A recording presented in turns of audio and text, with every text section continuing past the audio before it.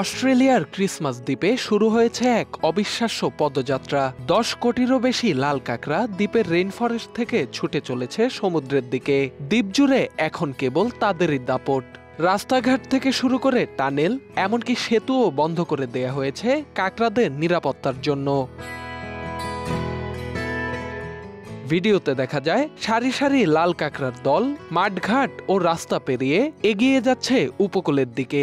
স্থানীয় কর্তৃপক্ষ বসিয়েছে সতর্কতামূলক সাইনবোর্ড, তৈরি করেছে বিকল্প সড়ক এবং গতিসীমা নির্ধারণ করেছে চালকদের জন্য, যাতে নির্বিঘ্নে চলাচল করতে পারে কাঁকড়ারা। প্রতি বছর বর্ষাকালের প্রথম বৃষ্টির পরপরই শুরু হয় তাদের বার্ষিক প্রজনন যাত্রা।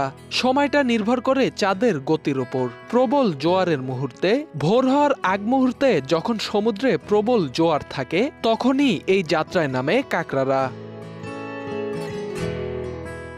এবছর স্ত্রী কাঁকড়ারা 15 থেকে 16 নভেম্বর এবং 15 থেকে 16 ডিসেম্বর ভোরের আগে সমুদ্রে ডিম ছাড়বে বলে জানিয়েছে কর্তৃপক্ষ।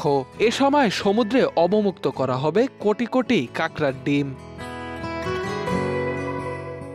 কাঁকড়াদের এই বিশাল যাত্রাকে নির্বিঘ্ন করতে তৈরি করা হয়েছে কাঁকড়া সেতু আর আন্ডারপাস টানেল, যাতে তারা ব্যস্ত সড়ক পেরোতে পারে নির্বিঘ্নে। প্রকৃতি ও মানুষের সহাবস্থানের এমন অনন্য উদাহরণ হয়ে উঠেছে এই ক্রিসমাস দ্বীপ।